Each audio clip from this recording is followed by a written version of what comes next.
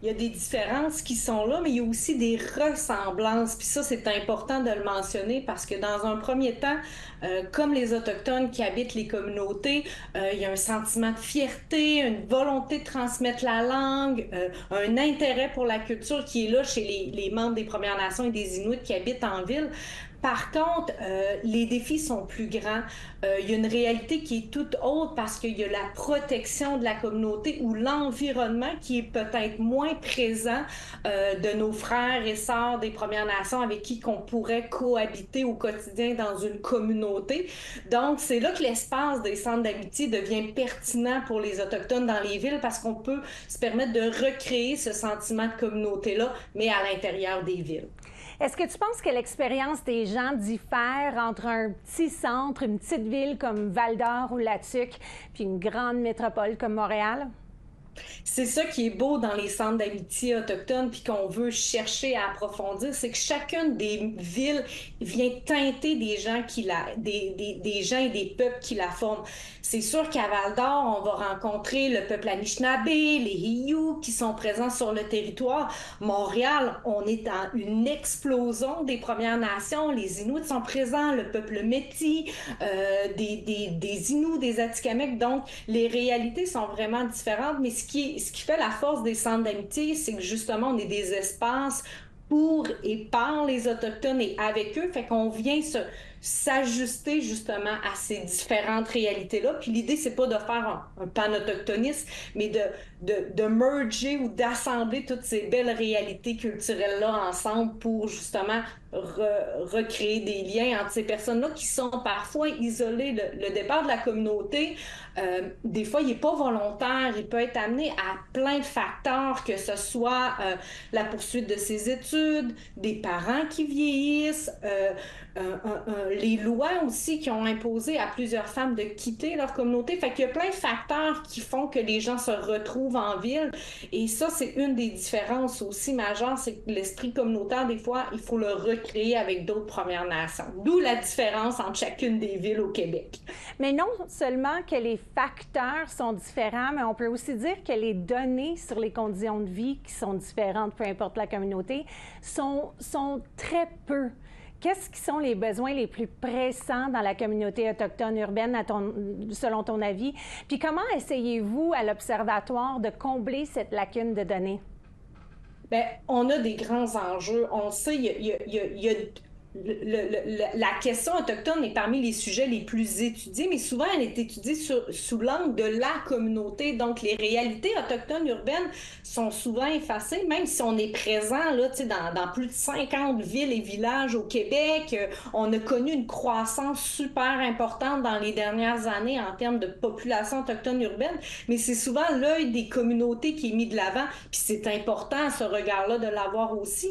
Mais les défis, c'est justement d'avoir ce portrait-là juste. Puis nous, comme observatoire, c'est la mission qu'on s'est donnée, d'être capable de prendre les données existantes puis d'avoir la lunette autochtonie urbaine dans ce savoir-là.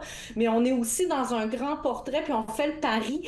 On est en train de mener une enquête. On l'a déjà fait en 2018 pour comprendre les réalités des Autochtones en milieu urbain et on reprend cette grande enquête-là pour justement avoir un portrait un petit peu plus juste parce que les données existantes ne viennent pas répondre à nos besoins.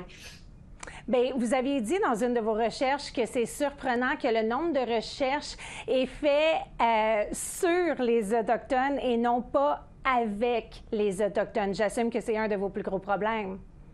On a longtemps, puis ça, c'est pas seulement les Autochtones en milieu urbain, mais l'ensemble des Autochtones, on a longtemps été des sujets d'études plutôt que des parties prenantes. Puis l'Observatoire vient un peu rééquilibrer, si on veut, cette relation-là.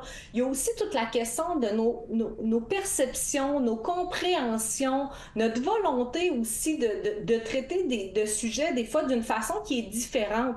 Le milieu de la recherche scientifique, on se le cachera pas, c'est quand même assez individualiste. On doit faire un CV, on doit écrire un article. Mais nous, les communautés autochtones, on est beaucoup dans le collectif, dans travailler ensemble, de rééquilibrer les différents savoirs.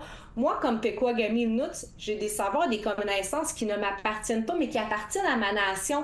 Mais un chercheur veut mettre en valeur les connaissances qu'il a réussi à travailler. Donc, on est vraiment pas en opposition, mais il y a une réconciliation à faire, puis un travail de compréhension commune pour arriver justement à cet équilibre-là. C'est le pari qu'on a fait à l'Observatoire. Bien, vous êtes encore très jeune à l'Observatoire, puis c'est vraiment excitant de voir les changements que vous allez faire dans la société. Je suis curieuse de savoir, les gens qui nous écoutent, qu'est-ce qu'ils doivent savoir sur les expériences des Autochtones en milieu urbain au Québec, puis comment peuvent-ils aider la situation? Je dis souvent que le secret le mieux gardé chez les Autochtones au Québec, c'est justement, ils ne sont pas tous dans les communautés. On n'est pas loin, presque. On sait que c'est plus que la moitié qui sont en milieu urbain. Puis il y a aussi des perceptions de croire que parce qu'on habite la ville, on n'a plus de lien avec notre territoire, avec nos connaissances traditionnelles, on n'a pas de fierté identitaire.